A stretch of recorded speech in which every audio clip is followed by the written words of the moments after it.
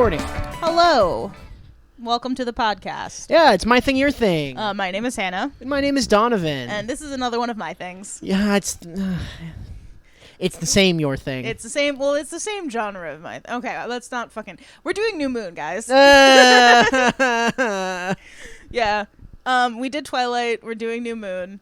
Just when you thought it was safe to go to rural Washington. It's never safe to go to rural Washington. Yeah. That's where all the militias are. Sorry, rural Washington. Yeah, sorry, I'm y'all. not wrong, though, am I? Yeah, so we're doing New Moon. This is the second of the Twilight books. Mm-hmm. If you, dear listener, remember from the first book, me talking about how you're not dumb or bad or stupid if you love Twilight. Yeah. Still applies. I personally don't think that you're dumb if you love Twilight books. It's totally fine to like things. You should enjoy the things that you like. You should also probably be a little bit more critical of the things that you like. Yeah, totally. Yeah, the things that you like should be the things that you know everything wrong with. Yeah. That's just sort of the thing. Yes. We've been putting, like, you know, trigger warnings and that kind of stuff in the description of these episodes. Yes. I do, however, want to verbally say there is a lot of suicidal ideation in this book. Ooh. So if that's going to be a problem for you and you need to not listen to these episodes, that's totally fine. We'll see you next time. Yeah. Take care of yourself, drink some water, eat a snack, call someone if you need to. We'll be here later. There will be so many more we've got so many James Bond episodes in the can. There are so many James Bond episodes in the can. As far as we know currently, there's no suicidal ideation in any of them. No, just as far as I know currently. Just all the other problems. Yeah, all of the other bad stuff. Yeah, anyway. Here we go. Oh boy. So what happened last time, Hannah? Oh, last time on Twilight. Ballsy. Twilight Ballsy. Anyway, actually, there was about as much action in the entire book of Twilight as there was in a filler episode of Dragon Ball Z. You're correct. Yeah. This is true. So anyway, Bella moves to the middle of rainy nowhere, Washington, to live with her father after her mother decides to go travel with her then boyfriend. I think they get married later in the series. Fun. He's a minor league baseball player. Minor league baseball player. Yeah. So Bella moves to Washington, moves in with her dad, Charlie. She sees and then later meets the most beautiful boy she's ever seen ever. His name is Edward. They fall in love. He's a vampire and he wants to eat her because she smells the most best out of anyone ever. She is his own personal brand of heroin. Again, an actual quote from the book. Gross. Yeah. There's, like, not a lot of action. The plot of Twilight is the love story. Yeah. So, like, when people say Twilight doesn't have a plot, they're wrong. The plot is the two of these people want to be together, but there's a thing stopping them, which is the fact that Edward wants to kill her because she presumably tastes so good. Yeah, there's a difference between having no plot and being boring. Yeah, and Twilight's kind of boring. There is some action at the end when there are some other vampires that show up, and, like, another vampire is like, ooh, I also want her, so I'm going to kill her, and then he's, like, a hunter vampire, which is a specific kind of vampire. Sure. It doesn't matter. Eventually, there's, like, stuff happens, and they save her. It's fine. Don't worry about it. We had a conversation a while ago about the fact that, like, there kind of isn't a whole lot of tension in Twilight books, because specifically to me, it's very evident to me that Edward and Bella are going to be together forever. Yeah. And because the plot is the love story, like, it's kind of already resolved in my head. Like, we'll get there. You know, stuff will happen on the way. But, of course, they're going to be together. Yeah. I can't imagine this story going another way. Yeah, and so, like, Stephanie Meyer tries to create tension by making Edward seem scary because he's a vampire and he wants to eat her. Except she doesn't. Except she's not good at it. Yeah. So vampires are not established as a danger to Bella. Bella meets Edward, and immediately he's like, yeah, but we don't kill humans, and I would never kill you because I love you so much. And if I kill you, then I can't live with you forever. Yeah. So, and like, I went on a retreat to, like, a bunch of people in Alaska or something. Yeah. We were talking about this earlier, and, like, we were kind of comparing it with Buffy the Vampire Slayer, where it starts, Buffy already knows that vampires are real, but also vampires are an existential and imminent threat to her and people around her. Yeah, we are seeing vampires kill people, like, in the literally first the episode. first episode. Like, the first 5 minutes of the first episode. episode. Yeah, exactly. Buffy walks up and there's a vampire eating somebody. Exactly. And so, like, she knows that vampires are real and that vampires kill people. Uh-huh. And then we meet Angel, and she's like, oh, this boy is so hot, and he's so mysterious, and I love him so much. And then, oh my god, he's a vampire, right? So we've established vampires are real. We've established vampires are dangerous. We meet Angel, and then the danger of the vampire is attached to Angel. Yes. Meanwhile, in Twilight, Bella sees the most beautiful boy in the world and is like, wow, he's so hot. And then he's like kind of a dick to her, but she's kind of just like, it doesn't matter because of how hot he is. Yeah. And then later we find out that he's a vampire, and in almost the same breath, he's like, but I don't eat people. So like there's just no tension. And it's also like the world, it's not, no one knows that vampires exist, so there's no like, oh, vampires have been killing hundreds of people every year, it's like it's just a thing. We're supposed to take our sort of real world idea of what vampires are, but Stephanie Meyer subverts what the real world idea of vampires are every step of the way. Yeah. That it's sort of like it pulls that punch too, where it's just like, oh, they don't live in coffins and they don't like have to feed on the blood of innocents. They're actually just like rock people who shined in the sun. What? Okay, so are they even vampires? It's really weird. Yeah, vampires actually being like an on-page threat to humans doesn't really happen until New Moon. And oh boy. Yeah. Bella is afraid for her life for a couple of times from vampires. Yeah. But vampires actually eating people on page doesn't happen until the very end of this book. Yeah. So it's not like spoilers. Not like, yeah, spoilers. Yeah, so like there's not a whole lot of tension. Enough digressions. Let's get to the meat. Yeah, let's talk about this script I'm still currently working on because I actually haven't finished reading this book yet. This is a rough one for me, guys. They don't need to know that. That's fine. The year is 2007, probably. The year 2007. I don't remember when I read this book. A lot was happening in my life. A lot was happening in the world. The iPhone was introduced in this year. iPhone 1 came out in 2007. Tumblr is launched. Hashtag, listicle, and tweet are all added to the dictionary. Dinosaur Jr.'s classic reunion album Beyond came out. Ooh. There was that bomb scare because the Aqua Teen Hunger Force LED installations that were mistaken for IEDs in Times Square. Do you remember that? I do. Yeah. I do remember that. The Bush years were a wild time, guys. They were. And I read all of New Moon in one night. It was definitely a school night, and I probably had a test the next day. But here's the thing. Edward left Bella. Yeah. And Edward and Bella are so undeniably meant to be together forever and ever. It is dumb that he left. Yeah. And Does it happen off page? No, it happens on page. We'll get there. Okay.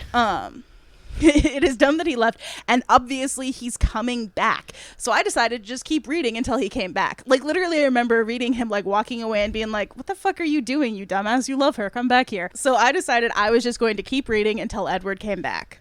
The book is almost 600 pages long, and he doesn't come back until, like, 100 pages from the end. I read the whole 600-page book in one night. It was well after 3 a.m. before I turned my light off. Again, I definitely had like a test or something the next day.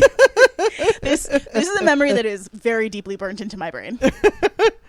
This is my least favorite Twilight book. Okay. To give that some context. Yeah. I'm not asking you to give me a comprehensive review, but like just a general like scale of 1 to 5, like where would you rate the first one?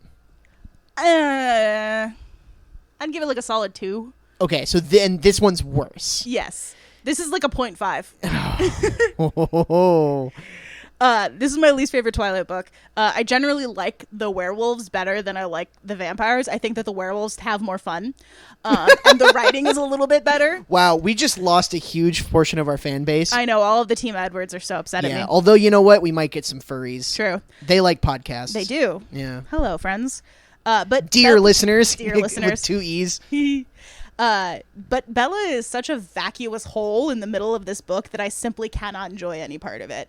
And we're going to be talking about Bella's hole a lot. Oh, no. Shush. We'll get there. Oh, shit.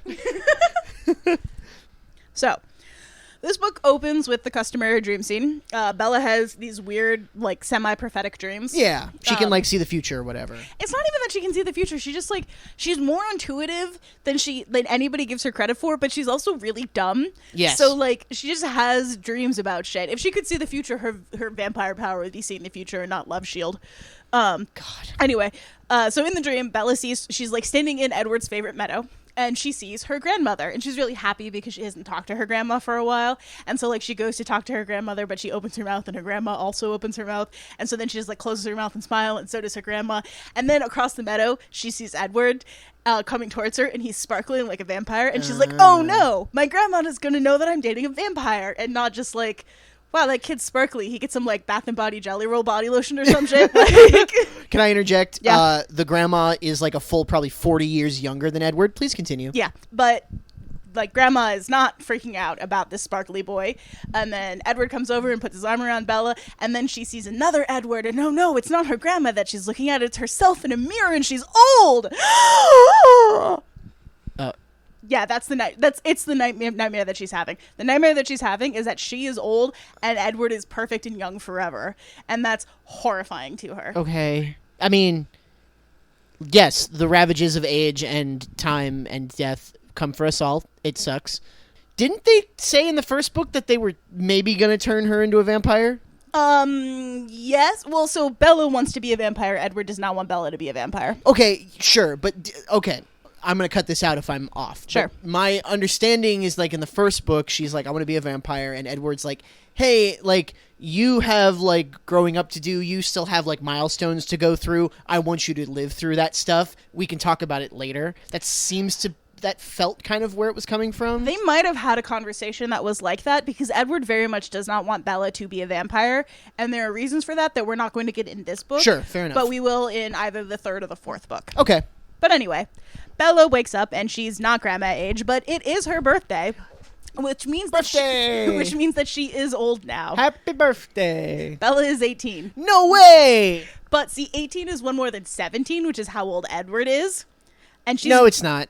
She's very upset that she is now 1 whole year older than Edward's body. Bella is really mad about the fact that she's not a vampire yet, and she won't let anyone celebrate her birthday because of that. Straight up, she doesn't want to have a birthday. Like, she's a little introverted and antisocial, so, like, she's probably just using this as an excuse. Yeah, she's reading all those books. You know, those books she likes. The books she likes. So, of course, Edward and Alice have put together a giant party for her, and she doesn't have any choice in going or not. After school, Bella and Edward go to her house to watch Romeo and Juliet, the movie from the 60s. The one that was like, the one with the 16 and the 14-year-old. Yeah, the one that was later sued for child pornography. Yeah, that one. Romeo and Juliet. Oh, I don't want to add another trigger warning to this. Yeah, sorry guys. Romeo and Juliet will be a reoccurring theme in this book. It's not executed well. Yeah, no. Like, the first one was Wuthering Heights, I believe, and this one is Romeo and Juliet. I don't remember what the next two are. I think that she abandoned this motif, but I could be wrong about that. Oh, I hope so. Especially because nobody understands Romeo and Juliet. No, it is a tragedy. It is literally a tragedy. So after they're done with the movie, they go to the Collins' house, which is super crazy decked out. Alice went a bit feral. There are, like, giant crystal bowls full of pink roses everywhere. I don't know what Bella's favorite color is. I don't think it's pink, though. Yeah. And do they describe what their house is like in the book? They do. It is not like it is in the movie. Yeah, where it's like super modernist and like open windows everywhere. The way that it's described, it seems more like an old English colonial. Like, I remember her talking about it being like big and square and white. Yeah. So, I mean, the one in the movie is big and square and white, but more in a modern sense. Yeah. Edward says something about their family, like, not having celebrated a birthday since 1935 for Emmett. Why? Unexplained. 1935, by the way, Emmett would have already been a vampire. I don't know why they stopped celebrating birthday parties, but, like, he's all excited because this gives him an excuse to celebrate a birthday party. You guys can just do that. You're vampires. Who gives a shit? You can do it any day you want to. So Bella's opening one of her presents. She gets a paper cut, and now she's bleeding. And Jasper, who's always had a little bit more hard time controlling his hunger, tries to, like, jump at her and eat her. And Edward's, like, in order to save her, pushes Bella out of the way, and she crashes into a giant crystal bowl full of roses, and then immediately has a bunch of cuts, and she's bleeding from several cuts in a room full of vampires. Oops. Okay. Sure. Why not? So Carlisle stitches her up and they talk about religion and souls and stuff. This book doesn't have a really solid idea of what its internal religious ideas are. Have you ever met somebody who was trying to explain something about, like, the world to you, and all of a sudden you realize that, like, they have a very different, like, idea of how things work than you do, and they have never once considered in their life that someone else would have a different idea? Yeah. Like, it's like if you started talking to someone and they just was like, yeah, so you just open your third eye and then you look at all of the geckos around you and you're like, hold up, we need to back up like 8 steps. Mm-hmm. So this book kind of presupposes that you have all of the same ideas about souls and religion and the afterlife as the author does, Stephanie Meyer, a Mormon. No. Yeah. Oh, frustrating. Side note, one time when I was working at the Andersons, this guy came in and he told me that every day Obama secretly changes the Constitution. And I sort of looked at him and I'm like, do you think that the Constitution is like some like weird Death Note where if you like write a new like amendment in, it just becomes true? And like, do you think that's how it works? I don't. Obama writes on the Constitution, everybody must dye their hair blue, and then you wake up the next morning and have blue hair. Yeah, or no, more like, you know, everyone must dye their hair blue, and you wake up the next morning and the FBI's knocking on your door because you haven't done it yet. Like, what the fuck? Where do you live? And can you give me directions? I would like to never accidentally show up there. Sorry, I have a quote I'm trying to find. Ooh, quotes. I have a bunch of stuff about, like, the grammatical stuff that really annoyed me. I don't know that I'm going to be reading all of them. However, in the next episode, I have been keeping a list of the things that Bella does because she's not very observant about her own body.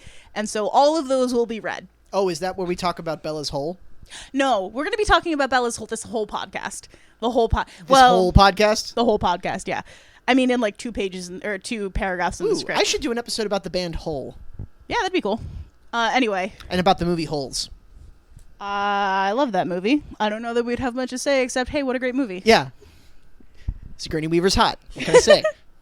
Anyway. Happy Pride, everyone. Oh, Pride. I don't know when this is going up. Yeah, it is currently Pride 3rd right now, so, you know. What the fuck did I write here?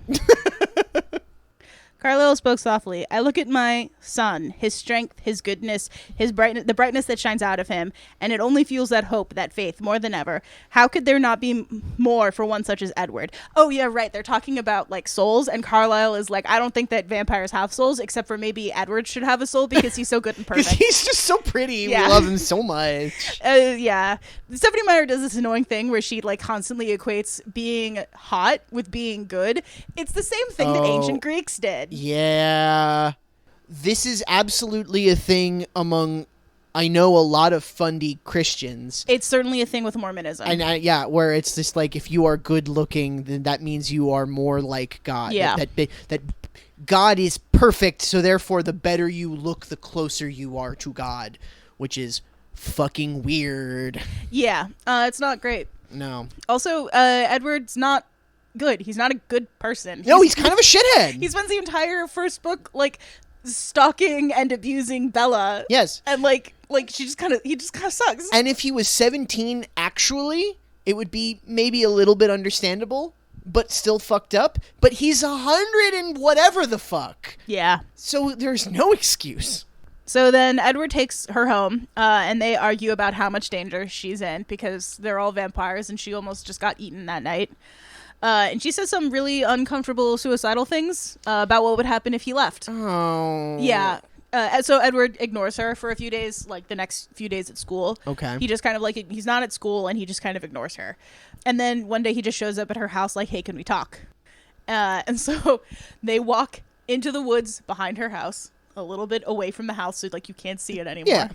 And then Edward is like, I'm leaving you. I don't want to be with you. You'll forget me because humans have shitty memories. Goodbye forever. What That's not how this There's like endless tropes about this, but the movie that I specifically remember was I remember watching a movie as a kid about like some kids who moved to Africa and they found a baby cheetah and they raised that baby cheetah, and then at the end of the movie they had to tell the cheetah that like it had to go live in the wild, and so they're all like, go live in the wild, go be free, you can't live with us anymore, and they like turned their back on the cheetah, and like the cheetah finally ran off, and it's the exact same scene where Edward just is like, you'll be fine without me, and then he leaves and walks away. There's a fantastic documentary set in a similar part of the world. It's called Harry and the Hendersons. Oh, yeah. And documentary. I was about to say, I thought I'd get more of a laugh out of that. Fucking John Lithgow.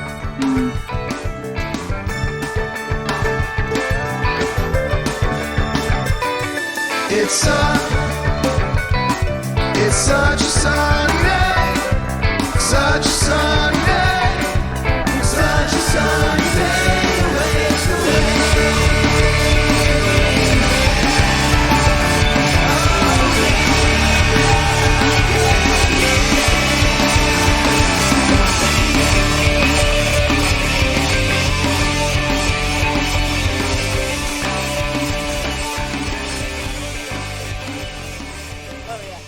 Bella, I don't want you to come with me. He spoke the words slowly and precisely, his cold eyes on my face, watching as I absorbed what he was really saying. There was a pause as I repeated the words in my head a few times, shifting through them for their real intent. You don't want me. I tried out the words, confused by the way they sounded, placed in that order. I mean, oh, God. Don't worry, you're human. Ugh. Your memory is no more than a sieve. Time heals all wounds for your kind. It's a thing he said to her as he's breaking up with her. Gross. Yeah. Oh, yeah, my note here was just, God, Edward sucks. So, yeah, he's like, go away, be free. And then he walks away and leaves Bella, presumably to die of sadness in the Pacific Northwest rain. It is raining, and she just sits down and doesn't move. Like, literally, she sits there all night. And until eventually there's, like, a search party that gets formed for her. And then Sam Muley shows up, and he like takes her back home. Wow. I'm now sort of imagining a world of a much more interesting book where, like, I don't know, 30 years later, you know, a 48-year-old Bella who's lived her whole life is like remembering that shithead that she dated for a month or whatever who was a vampire. Yeah. And like, you know, she's just like, God, what was I thinking? In a better book, she would be like, well, fuck that guy. He sucked. What an amateur dirtbag. Shit. But like in this book, if 30 years later Edward showed back up, Bella would be like, my love, turn me into a vampire. We can be together forever. Yeah. And like he would. And then they would be together forever as vampires. But she would like always resent him a little bit because now has a 30-year-old body, whereas he still has a 17-year-old body. That's how that would work out in this actual universe. Anyway, here's more of Edward being shitty. Someone had been in the house to leave a note for Charlie, a note that would lead him to find me. From the minute that I'd realized this, a horrible suspicion began to grow in my head. I rushed to my room, shutting and locking the door behind me before I ran to the CD player by my bed. Everything looked exactly the same as I'd left it. I pressed down on the top of the CD player. The latch unhooked and the lid slowly swung open. It was empty. The album Renee had given me sat on the floor beside the bed, just where I had put it last. I lifted the cover with a shaking hand. I didn't have to flip any farther than the first page. The little metal corners no longer held a picture in place. The page was blank except for my own handwriting scrawled across the bottom. Edward Cullen, Charlie's Kitchen, September 13th. I stood there. I was sure that he would have been very thorough. It will be as if I'd never existed, he'd promised me. Yeah, I'm sorry. I don't have anything to say about that. Edward takes just about everything that could remind Bella of him. Edward sucks. He gave her a gift of a CD of like the piano lullabies that he had written for her, and he takes the CD away from her. Wow. He goes through her scrapbook and takes all of the pictures of him and also the other Cullens. Like, she can't even have anything to remind her of, like, Alice, who's her friend. God. He offered to drop a letter that Bella was writing for Renee off, and Bella had included a bunch of pictures in the letter, and I am 100% sure he did that just so he could rifle through those and take the photos of him out. Edward, tampering with the mail is a federal crime. You criminal. I don't think she was going to mail it. No, she was. It was a physical letter that she was mailing to her mother that was sealed. And Edward's like, I'll take that to the post office for you. Oh. And he opened it, and I'm certain he took, it's not on page, I am certain he took pictures of himself out. Criminal. You are a felon, Edward Cullen. Oh my god. Wow. Okay. Yeah, no. And we're rooting for them to get together? I know, right? Yikes. It is mentioned a little bit that, like, the Quillets are celebrating because all of the Cullens are leaving. This will be important later. The Montagues and the Capulets. Yeah, basically. So there are now 4 pages with the months October, November, December, January on them. Bella is more or less catatonic throughout these months. Okay. How long were they together? It's like not even a year, I don't think. Okay. Yeah, because she gets to, I think she gets to Forks in the last book. Like, was it the beginning of the school year? It might have been the beginning of the school year. Well, they go to, like, the Sadie Hawkins dance, They right? do go to a Sadie Hawkins dance, this is true. What Hold time on of one year sec. is a Sadie Hawkins dance? 7 months. She's known him for a total of 7 months. So she's known him for a total of 7 months. They've been together for, what, like 5? Like 3, officially, like, I think even less than that, like 4 maybe. Wow, okay. And so, yeah, all right. Yeah. So later on, Bella describes that, like, she's like, no, I'm doing everything I'm supposed to. Like, I'm making food, and I'm going to school, and I have a part-time job, and everything's fine. It's fine. Everything's fine. And then one day, Charlie randomly is like, enough of this. I'm sending you home to live with your mom in Florida. The Sunshine State. The Sunshine State. Her boyfriend is playing for the, oh, fuck. I thought I could pull a minor league baseball team. The Tampa, I don't know. Yeah, fine. Doesn't matter. The Pensacola something or others. You want me to get into trouble? I wondered, my eyebrows pulling together in mystification. I made an effort to pay attention. It wasn't easy. I was so used to turning everything out. My ears felt stopped up. Trouble would be better than this moping around all the time. It stung a bit. I'd been careful to avoid all forms of moroseness, moping included. I'm not moping around. Wrong word, he grudgingly conceded. Moping would be better. That would be doing something. You're just lifeless, Bella. I think that's the word that I want. Bella's dad is like, you can't, this is bad for you. Yeah. I don't know what's going on, but this is bad for you, and we need to change what's happening. Good guy Charlie. Like, he's actually like, he's like, hey, the mental health of my daughter is important. Like, I want you to be happy. Oh, also this. Honey, you're not the first person to go through this kind of thing, I know that. My accompanying grimace was limp and unimpressive. Listen, honey, I think that maybe you need some help. Help? He paused, searching for the words again. When your mother left, he began frowning, and took you with her. He inhaled deeply. Well, it was a really bad time for me. I know, Dad, I mumbled. But I handled it, he pointed out. Honey, you're not handling it. I waited. I hoped it would get better. He stared at me, and I looked down quickly. I think we both know it's not getting better. I'm fine. He ignored me. Well, maybe. Maybe if you talk to someone about it. A professional. You want me to see a shrink? My voice was a shade sharper than I realized what he was getting at. Maybe it would help. And maybe it wouldn't help one bit. Girl, you don't fucking know. Yeah. I know that this is like 2006 and like it's the stigma around getting like therapy is a lot more than it is now. Guys, listeners, if you don't remember the 2000s, like for a very long time, it was like absolutely taboo for someone to be talking about going to therapy. I mean, that was kind of when it was getting better. Yes. Like, that was right about when, like, the idea of going to therapy was less stigmatized. But, like, the idea that Bella is like, no, everything's totally fine. And her dad's like, you look like you are dead. Yeah. And she's like, it's fine. I'm fine. So Bella doesn't want to move back to Florida because what if the Cullens come back? She has to be here in case the Cullens come back. Yeah. So Bella decides to be a person again. She sucks at it. She asks Jessica if Jessica wants to go to the movies to like prove to her dad that she can be a normal person and hang out with friends. She also now calls Jessica Jess. I don't know why. It's not explained. She's just in her head. She still calls her Jessica. When she talks to her, she calls her Jess. Oh, that's a weird thing because it's sort of like, I'm being friendly and I'm using a nickname. Yeah, but in reality, I don't think that way about you. Yeah. So Bella, they do go to the movies, and Bella's just kind of really shitty to Jessica the whole night. there's a bit where she explicitly says she asked Jessica because she knew that Jessica would talk mostly about herself, meaning that Bella would not have to engage, so that she could put up the front of being an active and involved person, but not actually have to do anything or think about anything, specifically think about Edward. This is also where we start getting the stuff about Bella's hole. So, like, the whole book, Stephanie Meyer... The whole book and the hole in the book. Stephanie Meyer is doing this thing where she's trying to describe Edward leaving as a hole being ripped out of Bella. Or, like, something being ripped out of Bella and a hole being left in its place. Hole, yeah. Yeah.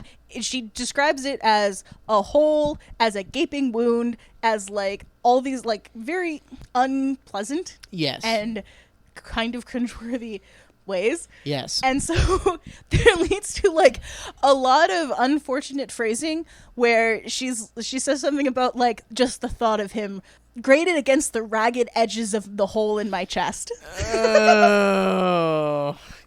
So, God. yeah, so Bella's trying really hard not to think about the hole in her chest, and she's just letting Jessica talk because she actually does not give a shit about anything that's going on in Jessica's life. Thinking about Edward is making her whole ache. Yeah. Ew. I was trying so hard not to, but ew. So, you know, Bella does ask her some questions, like who Jess is dating, but explicitly says in the text that she doesn't care. She just wants Jess to keep talking so Bella won't have to think. Yeah, Jessica is not a person to Bella. She's just there for, like, her own uses. Almost nobody is a person to Bella, let's be real here. Yeah, it's basically her and Edward, and everybody else can go fuck themselves. Yeah. So they go to this movie, and it's like a zombie movie. Hey, it was the late 2000s. Yeah, Zombies were the rage. It wasn't until almost the very end, as I watched a haggard zombie shambling after the last shrieking survivor, that I realized what the problem was.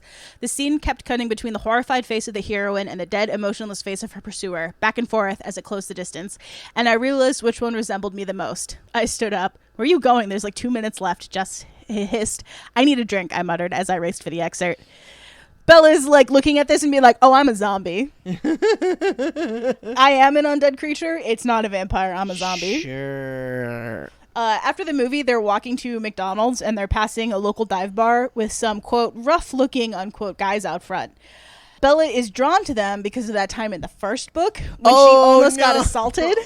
Oh, so she's hoping that, like... Yeah, she'll lure Edward out if she puts herself in danger. Yeah, she kind of does. Wow, okay. Not really. Edward physically isn't here, but she starts hallucinating Edward's voice. So, like, she starts walking towards these rough-looking guys, and Edward's like, "No, stop!" But it's, like, it's a perfect imitation of his voice in her head.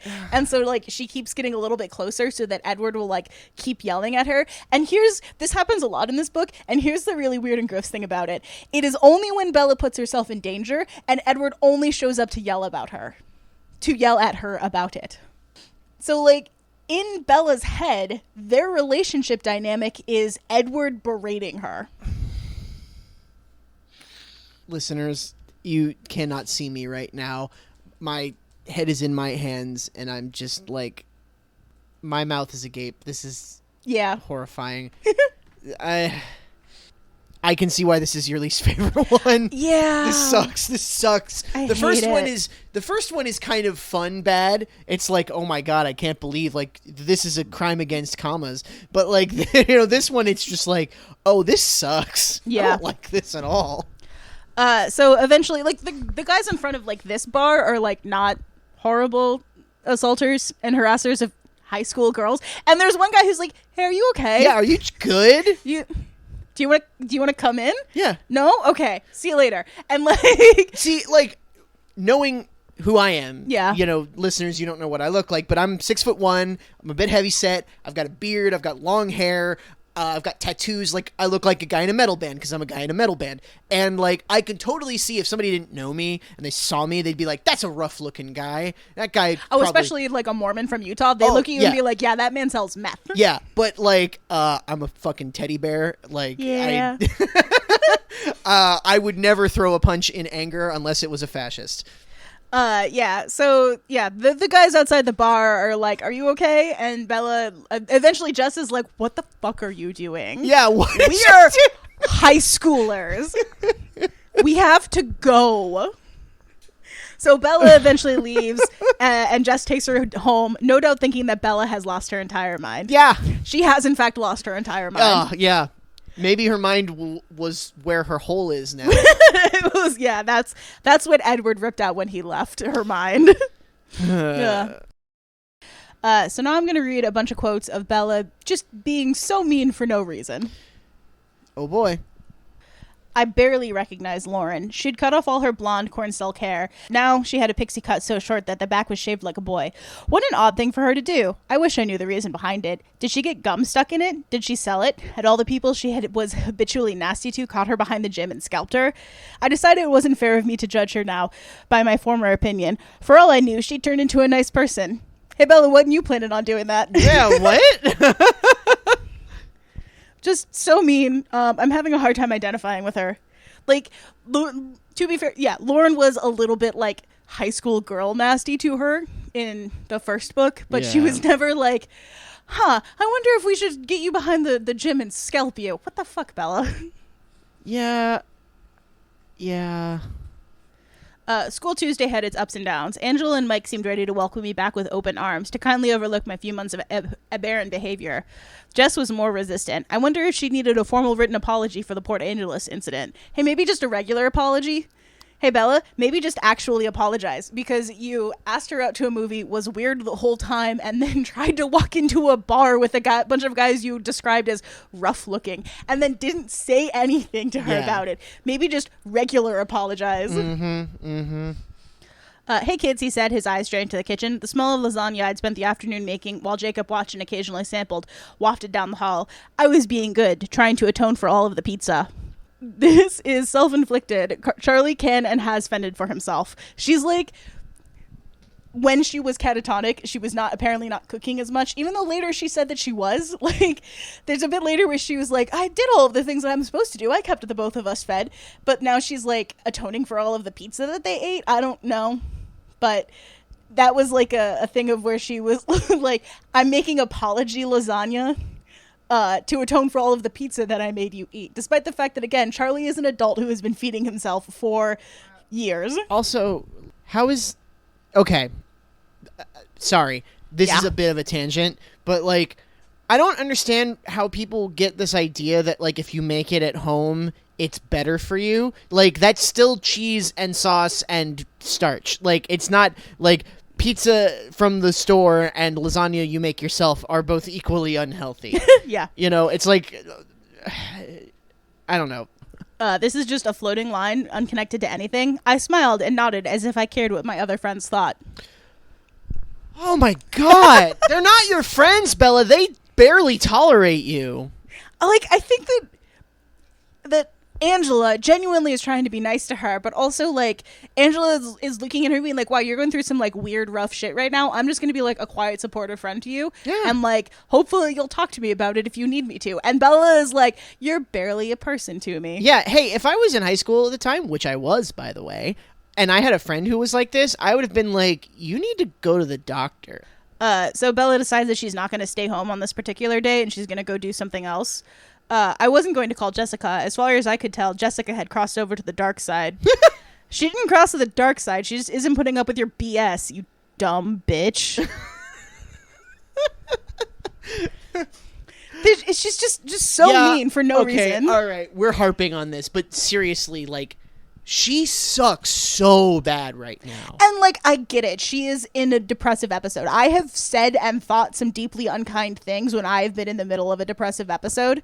But, like, and it's staying inside her own head for the things that she's thinking are deeply unkind about people, but it's staying in her head. She's not saying weird shit, except for the Port Angeles incident where she, like, was being, like, a weird bitch to Jessica for a while. Yeah. So, like, if you think unkind things about the people around you in the safety of your own head, like, it's okay. You're not a bad person if you like look at someone and be like, wow, that haircut looks really fucking bad on you, but you don't say it out loud. That's fine.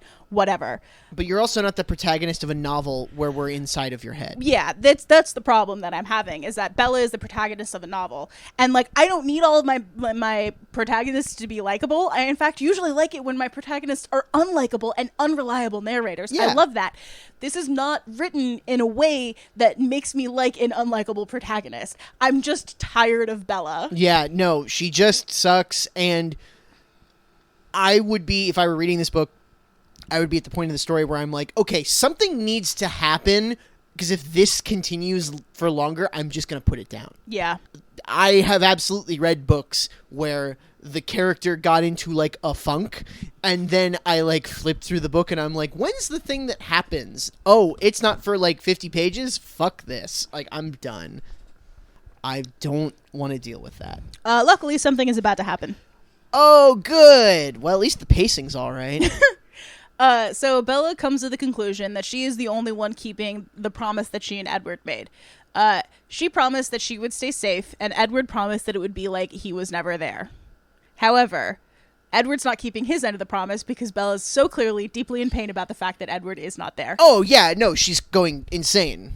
Yeah. So he is also, by the way, so this whole time the Cullens are not at school. The Cullens, no, they've moved out of town. All of the Cullens have left. Oh.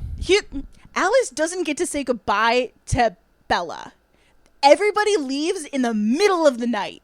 It is one day they're there and the next day they're gone. Carlisle has a practice that he just uproots and leaves. He's a doctor. He's a doctor. He works at the hospital. This is a rural nowhere place. They need the fucking doctor there. Yeah. And because Edward decided that Bella wasn't safe with her, they all have to leave. Okay, yeah, why the fuck are they listening to Edward? I don't know. Why isn't Carlisle being like, hey, Edward, shut the fuck up? Yeah. Like, you're being an emo shit right now. Like, goddamn, deal with it or turn your girlfriend into a vampire. One or the other. Yeah, Jasper, like, calm your tits, get a handle on yourself. Everybody else, you're cool, apparently. Yeah, like, they honestly, it would suck, but they could send Jasper and Alice to go live in Denali with the other vegetarian vampire clan for a while until Jasper can get his shit together. Like, there have been many times where I have lived in denial. So yeah, anyway, Edward's not keeping her promise, so Bella decides that she's not going to stay safe anymore. I don't know what part of barely functioning was safe, but whatever. I mean, you're not doing anything too crazy, I guess. Yeah. So yeah, Bella is in so much pain from the loss of him that he is clearly not keeping his promise. I haven't mentioned it before, but like, Bella has been screaming herself awake from nightmares literally every night since Edward left. So the 4 months where there's like blank nothing, every single night she is screaming awake from nightmares about the fact that Edward has left her and she is alone in a black void. All right, okay, maybe not so much good guy Charlie, because I think after maybe 2 weeks of that, he should have had her committed. Yes. Like, I'm sorry, like, that's not okay. We do find out later that he was considering that, but like, she literally threw such a fit that he was like, okay, maybe not. But still. What the fuck? Yeah. Yeah, so she's been screaming, having like these screaming nightmares. She clawed the radio out of her truck because she can't listen to any amount of music because music was Edward's thing. Like, so she's just not listening to music at all. I mean, I've had that happen to me. Bella decides that she's going to be reckless and seek out danger so that she can hear Edward being mad at her again. She finds some dirt bikes like on the side of the road that are like, they were going to be thrown out, and she knocks on the door, is like, hey, can I have those dirt bikes? And the kid was like, yeah, they don't work. She's like, that's fine. And she takes the dirt bikes and she goes over to Jacob's house. She hasn't spoken to Jacob in 6 months. And she's like, hi, Jacob, do you want to be friends again and fix these dirt bikes? And Jacob's like, fuck yeah, let's do it. Yeah. Can I just say, I don't know anything about Jacob, but like, just from the book so far, Jacob kind of rules. I'm going to talk about this in a second. Yeah, he's just like, yeah, fuck yeah, let's fix some dirt bikes and hang out. Yeah. This will be fun. Do you want to watch a movie? Yeah. Like, order some pizza? Yeah. Yes, Jacob's great. Sorry. Yeah, in my head canon, Edward's got the mid-Atlantic accent and Jacob is a surfer dude. I mean, fair enough. Yeah. It's like, Bella, did you know? Did you know? That I'm a werewolf? Spoiler alert. Oh, everyone knows. Everyone knows. I've said it already a bunch of times, I think. Yeah. Bella also has a job at Mike Newton's mom's store, which is like a hiking and camping supply store. And one day when she's there, she overhears some hikers talking about there have been tourists and hikers that have been disappearing and obviously being like killed by an animal in the woods. And so some of them are talking about finding like animal tracks, and they look like wolf prints, but they're far too big. They have to be a bear. Interesting. Anyway, Mike is trying to be nice to Bella, and so he lets her go early so that she can go over to Jacob's. And something just occurred to me.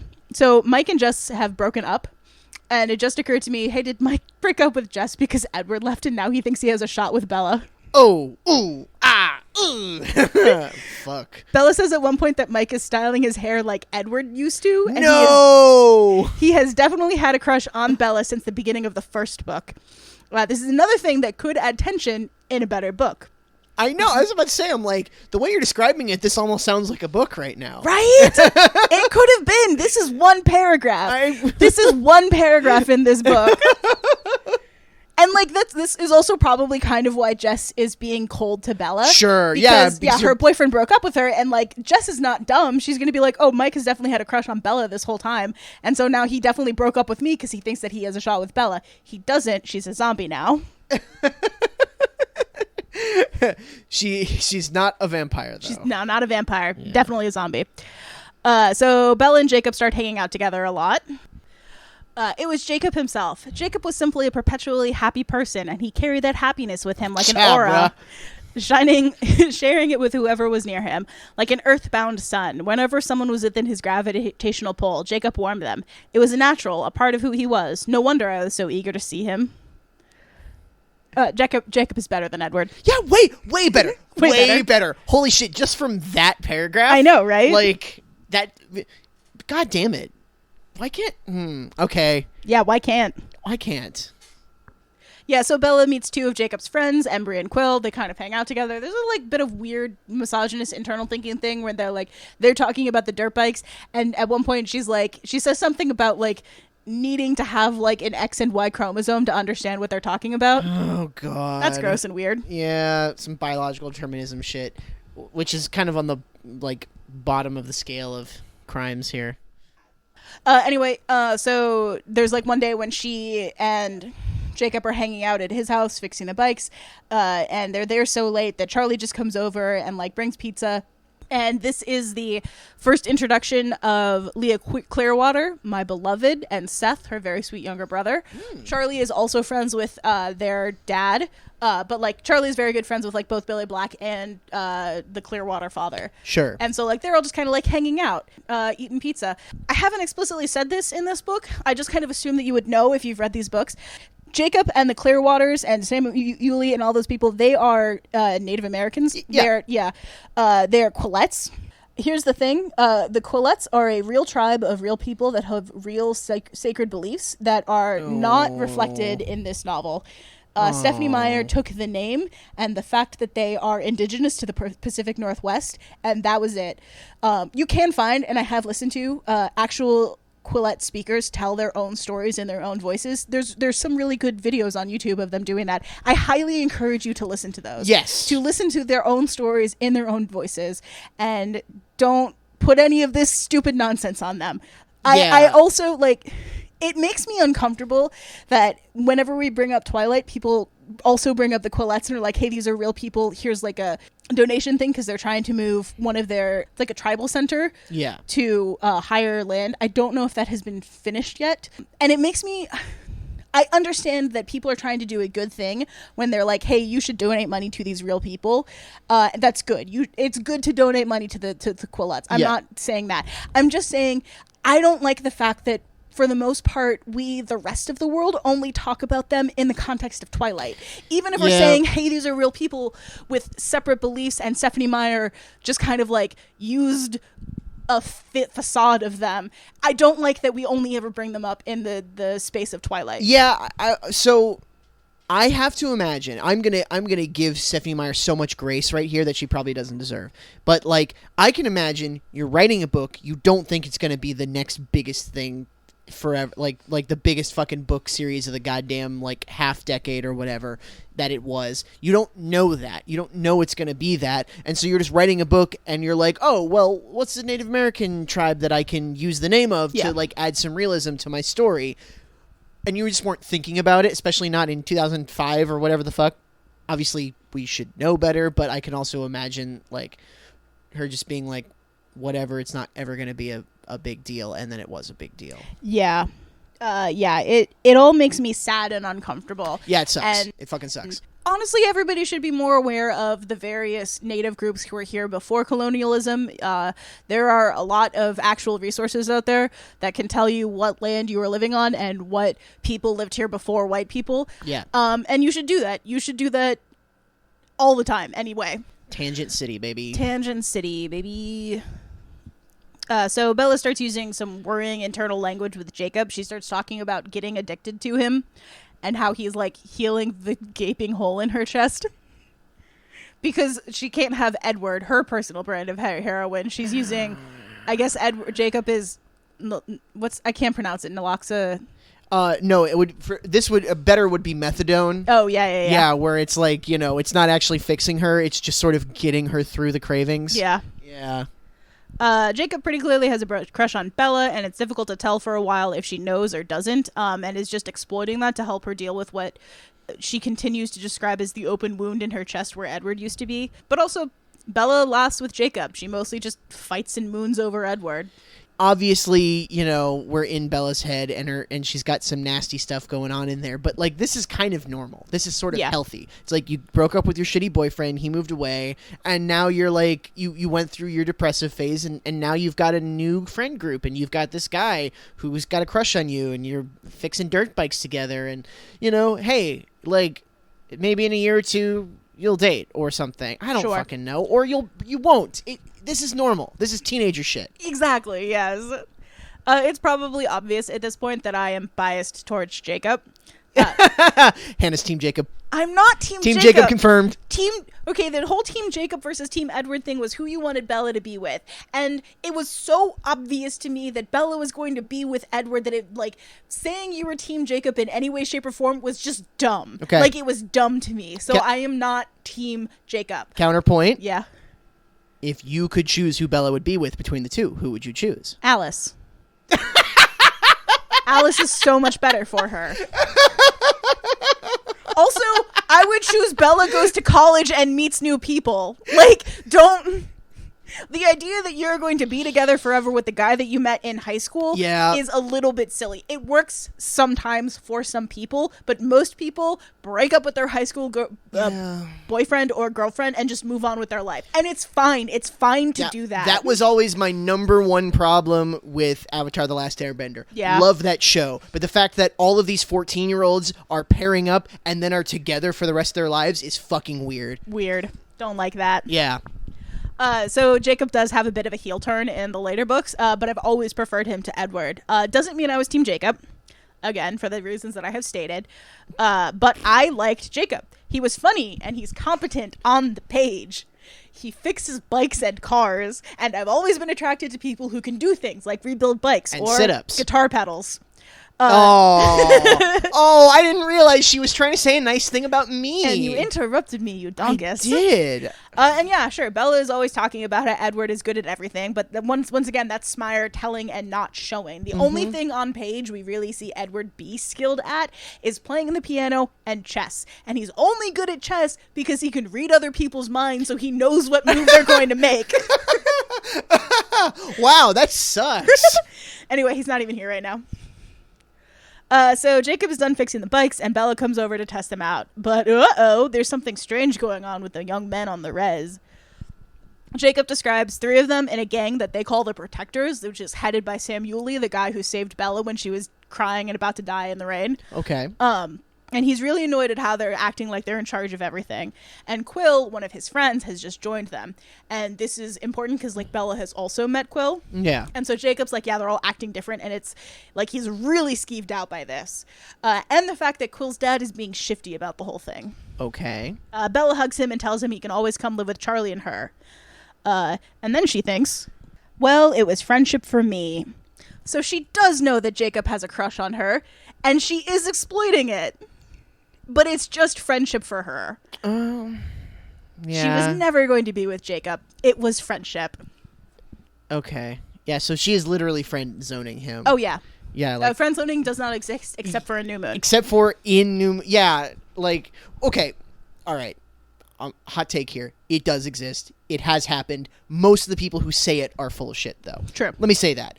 Like, this is this only Siths deal in absolute sort of situation. It's like, yes, this is 99.9% of the time bullshit, but yeah, okay, it does happen occasionally. Let's, whatever. So it's been like a month-ish, and now it's Valentine's Day, and Bella has been occupying herself with school and work and hanging out with Jacob. Yeah. And she's like a little bit more alive. Charlie is less worried about her. He's not talking about her going to therapy or sending her off to a mental hospital or something. Yeah. Bella and Jacob are looking for Edward's favorite meadow, because Edward has a favorite meadow. Do you remember his favorite meadow from the first book? Yes, I do remember his favorite meadow from the book. Why is Jacob looking for this with her? Bella hasn't told him that it's Edward's favorite meadow. Okay. But Bella's like, she goes to him and she's like, I remember this meadow that I was in one time and it was really pretty and we should try and find it. So they're like, in addition to fixing these dirt bikes, they're doing a lot of hikes trying to find where this place is, because when they were riding the bikes, Bella was hearing Edward's voice in her head. Yeah. But because she's better at riding the bikes now, it's not as dangerous, so she doesn't hear Edward anymore. So she has to find a different way to try and hear Edward. So they're going to find his favorite meadow to see if he's there. Well, Bella's going to find his favorite meadow to see if he's there. Jacob is hiking with his friend in the mountain because she's been very sad and he's trying to make her feel better. Yeah. I get that. Yeah, Bella needs some other way to hunt down the ghost of her undead ex-boyfriend. Mm-hmm. Oh, and also, everybody, again, a weird side note. Boy, we're going on so many tangents today. But, like, it's okay to have a crush on somebody and have that not be reciprocated and still be friends. You just have to be honest about it. That's it. Yeah. That's all. I see this all the time where people are like, nope, if one person has a crush on someone else or wants the relationship with the other person doesn't, you have to cut off all contact. You can't be around each other or whatever. Or like somehow like thinking that somebody is hot poisons your actual caring of them, and that you know men and women can't be friends because if you're attracted to them, then all of your other feelings don't count. All that shit's dumb and weird and fucked up, and you shouldn't think that way. You just have to be honest about it. Yeah. Yep. And Bella is not honest with Jacob. She does not tell. She sucks. Yeah, she sucks. She does not tell Jacob that this is Edward's first meadow or favorite meadow, and like that's why she's looking for it. And that makes me feel icky.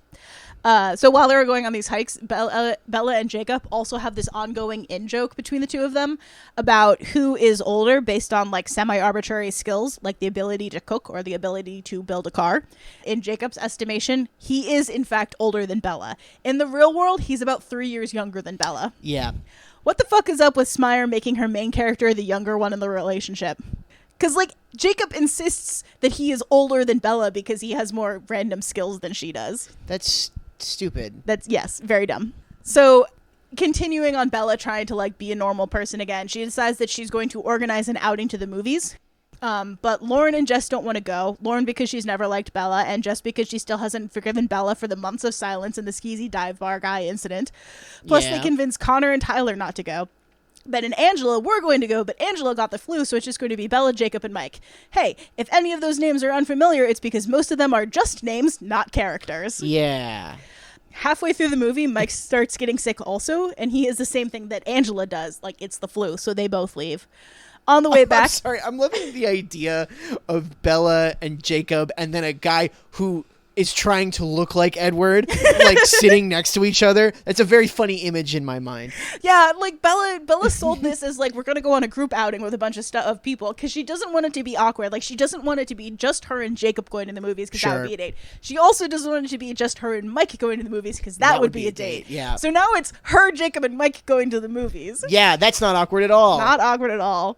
Like most books, like most love triangles, this could all be solved with polyamory, but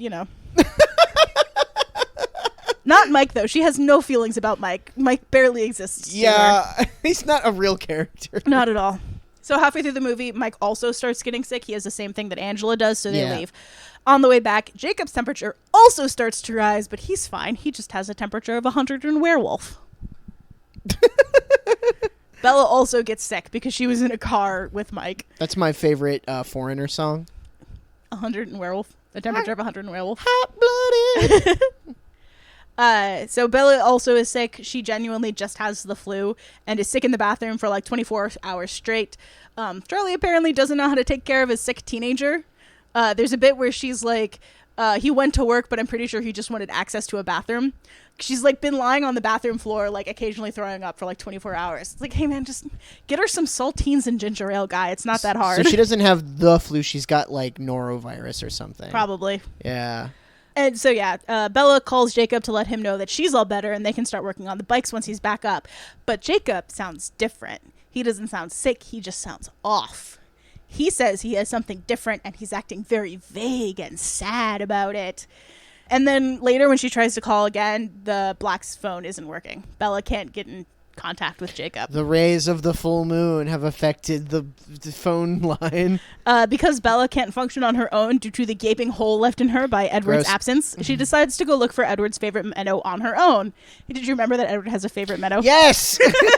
Christ! I'm sorry, it makes me laugh so much. Edward's favorite meadow. So she finds it, and just like her, the meadow is now empty. It was only magical because Edward was there. Uh-huh. Now, much like Bella, it is bland and dull and lifeless. But what's that? A statuesque figure stepping out of the forest. It's a vampire. It's Laurent from the first book. Do you remember Laurent from the first book? No, I don't. Who's that? He was one of the 3 vampires who showed up at the end. Okay, but not the shitty one. But not the shitty, yeah. James the shitty one died in Florida. Yes. He was ripped apart and then burned. So it was James, Laurent, and Veronica. What? It was a girl. Was it Veronica? No. Yeah. Vanessa? Something like that. It started with a V. Hang on. Yeah, Laurent is the black guy, right? Victoria. Yeah. About that. I need to do a little bit more deep dive into this because I want to talk about it at some point. But if I remember correctly from some of the fandom wank about this, in the book, he was not described as black. In the movie, he was cast as black, and there were a bunch of people who were upset about that because it's a really gross thing. Everyone fucking sucks. Yeah. Sorry. If I remember correctly, at one point, Stephanie Meyer said something about being turned into a vampire also makes you white. I don't fully remember the context of this. I will have to find a source on this. Let's hold off on this, put a pin in it, and I will do some research in between this episode and next episode. She probably recanted it at some point, but yeah. Anyway, Lauren's here. Great. So Laurent is not mad about James dying. He kind of doesn't really care. He was just sort of running with them for a while. But he is going to eat Bella. And he's doing her... He's just like, gonna eat you. Gonna eat you. Sorry about that. And he's doing her a favor, really, because Victoria, James's mate, is really pissed. And if she gets her hands on Bella, she's going to torture her to death. And it would be very bad. No, I'm just going to, like, genteel, like, just eat you. Yeah. Yeah, I'm just going to eat you. Okay. You're just going to die. It'll be fine. But it's fine. Bella gets to hallucinate Edward for a little while because she's in danger again. Yay! There are, again, trigger warning for suicidal ideation. There's 2 times in this book where Bella is in, like, imminent danger of dying. Yeah. And she's like, it's okay, because Edward is here. And I want to vomit. So, yeah, she's hallucinating Edward's voice, and she's like, it's fine, I get to see and talk to him. So that's nice. And then, bam, giant wolves. Yay! Laurent runs away, but the wolves run after him, and then he dies off screen, somewhere stage left, because nothing interesting ever happens in front of Bella. It happens somewhere. James didn't die in Bella's view. He died off to the left, getting ripped apart and burnt up. But again, Bella doesn't get to see that. Bella doesn't get to see Laurent get killed. Later on in the next book, when there's a bunch of shit happening, Bella's not there. She's somewhere else. Yeah. It's a recurring theme in this book where when something interesting happens, Bella isn't there for it. And therefore neither is the audience. And because therefore neither is the audience. She is the point of view. Which is why these books are kind of boring.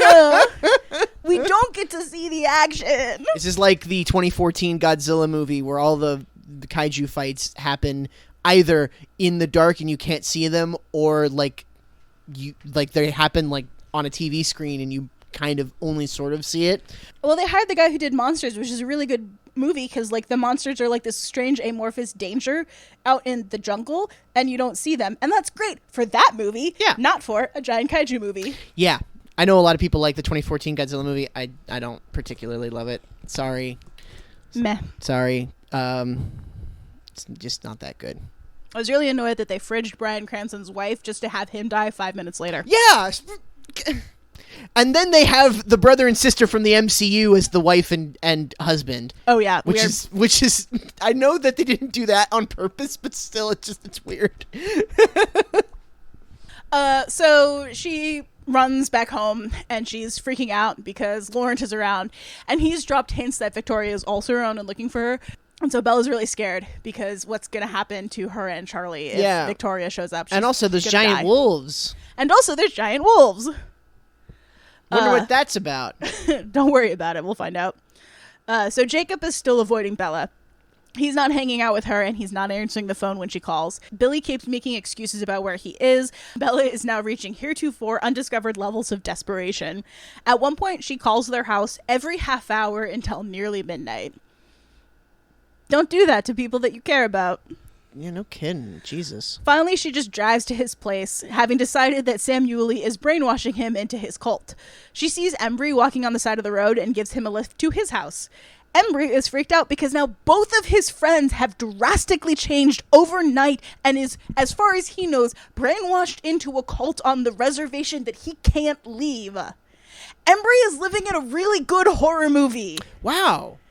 Bella is living in white noise static. Again, like, it almost sounds like a book for a second. I know, right?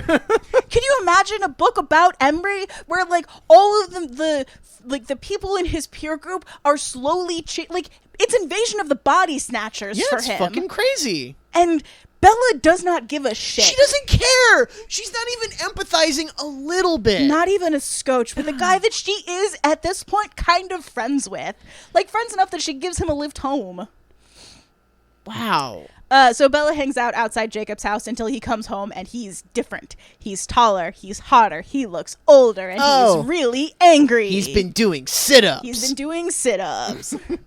So they go to talk, and Jacob can't or won't tell her what's up, but does let slip that he knows that the Cullens are vampires. He's really mad at them, and he blames whatever's going on with the Quillette men on them. Oh. Yeah. Okay. Interesting. They argue, and Jacob says that he can't tell her anything, and that they can't be friends anymore, and he leaves her standing there in the rain, a now running theme. Okay, that's... I was on Jacob's side, but that's kind of a dick thing to do. It is, again, it's a little bit out of his hand. We'll get to it next episode. Sure. But, like, yeah, he kind of absolutely has to. He could just be like, hey, Bella, shit's happening right now. I don't fully understand. Like, can I get back to you? Yeah. This is her internal thoughts after Jacob leaves her. Sure. I thought Jake had been healing the hole in me, or at least plugging it up, keeping it from hurting me so much. I'd been wrong. He'd just been carving out his own hole, so now it was riddled through like Swiss cheese. I wondered why I didn't crumble into pieces. Now Bella's got two holes. Bella goes home and is sad and angry for the rest of the afternoon. Then when she's going to bed, Jacob shows up at her window. But he actually asks permission to come in. Oh. Yeah. Fun new thing that we're doing. He asked permission to come into her hole? No, yeah. The hole in her window, certainly. Kind of weird that the werewolf asked permission to get into her house and the vampire didn't. That was a fun little twist. It's a fun little twist. Hey, how about that? Again, he says he can't tell Bella what is up, but she can guess it because she already knows. And she just has to think about the stories that he told her the first time that they met on the beach at La Push. I'm sorry. is this like a magical curse or something? A little bit, yes. Okay. So I will tell you, this is something that we'll talk about more in the next episode. Yes. But so Sam Yuli is the alpha of the werewolves. There's a lot of dumb wolf dynamic stuff that we now know is not accurate to how and wolves it's in the dumb It's in the dumb book, yeah. Right. So Sam Yuli is in charge of the werewolf pack. He is the alpha, and if he orders the pack to do something, they have to do it. They have to. They're compelled to. So he has ordered them. I don't know if he's specifically ordered Jacob not to tell Bella, or if he's just said you can't tell anybody who doesn't already know, or something like that. Yeah. So like Jacob literally physically can't tell her. Like he tries to, but he just kind of like fish mouths for a while because he can't say anything. Yeah. Yeah, so he says, you know what's going on. I told you the first time that we met on the beach at La Push. Unfortunately, Bella isn't going to get it for a while because she's kind of dumb. She's kind of dumb, yeah. But eventually she does get it. He's a werewolf. Duh. And that's, I think, where we're going to stop for this bit. Yeah, I was just about to say, this is a good stopping point. This is a good stopping point. We found out that guy, he's like, Bella, I can't tell you what I am, but you can guess. Remember the beach? You remember the beach? We were there on the beach together, Bella. What if you go to the beach? You'll need a professional. There was a while where I was contemplating just like reading a bunch of quotes out about Bella and her hole, and then I was like, I can't do that. For my own composure, I can't do that. It's mentioned so much though. The hole in the middle of her chest where Jacob used to be, or where Edward used to be, and is not because he's gone now. Yeah.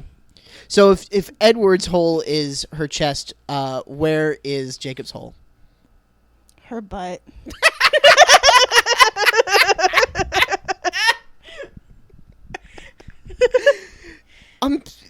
God, if any of you are listening, I'm sorry. Yeah, me we too. Are children. Yeah, I think that like the metaphor. No, she says she's riddled through like Swiss cheese. So like I don't know her shoulder. I guess like where the fuck do you want me to put her stomach, her gut?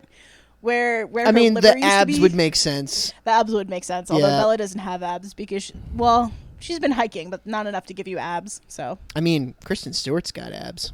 Kristen Stewart does. Happy Pride, everyone! Happy Pride, everyone! Probably also next time I might do some research and talk about like the weird grossness of like the Twilight moms who were like weirdly sexualizing oh god, what's the... Taylor Lautner? Yeah, Taylor Lautner. Yeah. Who was the little shark boy. Like, I think like 16 when the first movie was made. He was very young, and there were a lot of people, like, he's talked now about there being a lot of pressure on him to like maintain a certain look, and like you shouldn't put that on a 16-year-old. That's too much. Well, if I recall correctly, in the first one, doesn't look like that yet. No, not yet. It's not until like the second one. But at that point, he was 18. But even 18, that's still like So when he has the werewolf transformation, he literally goes through like a magic second puberty where he gets taller and hotter, and he looks older now. And like there's a bit in one of the later books where they talk about like werewolf aging and how like werewolves reach adulthood faster, but then their aging like slows down and stretches out. So it's like, okay, hey, Stephanie Meyer, good job with the, hey, I know more things, so I'm older than you, like little thing. And then, he actually is kind of older than her because he grew up faster. But then their aging slows down, so they're just kind of like, mid-20s for a really long time. I don't remember. Boy, sounds great. Yeah, they're not immortal. Like the werewolves aren't immortal like the vampires are. But are they like they live longer? They live a lot longer. Yeah. Yeah. Honestly, and they're like youngish a lot longer too. That's probably better. Yeah. Probably. Yeah, if I could have my druthers, I'd rather be that than be a Wolverine. That kind of seems like it sucks. Why are we talking about Wolverine? Because, he's got the healing factor. He's going to live forever. Yeah, I guess so. And if you live forever, the chances that one day you'll be stuck in a hole for a really, really, really long time, or like, I don't know, buried in lava, essentially become, like, it's going to happen sooner or later. Yeah, I always thought that, like, immortality, but you have the option to, like, turn it off at some point. Yeah. Because, you don't want to be, what's his name from Douglas Adams, the infinitely prolonged guy, where you just, like, you literally have to make up side quests just to, like, get through the day. Yeah. Where you just, like, I'm going to insult every sentient being in the galaxy. Like, Yeah. You'll get bored sooner or later. You'll just get bored, yeah. Might as well be able to turn it off at some point. Anywho's will be. That's it for this episode. Yeah. Come back when we do our next new moon to hear me complain about this book some more. Yeah. This was a wild one, y'all. And we haven't even gotten to like half the wild shit. Oh, the first half of this book is very slow and sad, and Bella not doing anything because of how depressed she is. There's a lot of wild shit that happens in the next half of this book. And some stuff that Bella does and says that makes me think that she's really, really stupid. Fun. Yeah. All right. Well, hey, everyone. Thanks so much. We'll see you next time. Bye.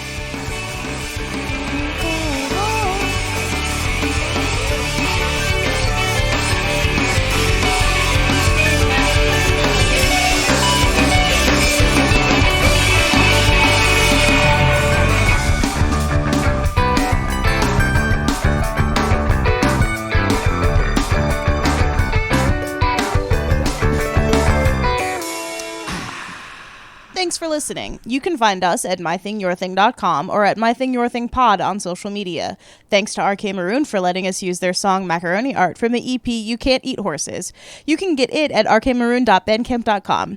If you have a thing you think we should talk about, email us at mythingyourthingpod@gmail.com, and maybe that could be our thing.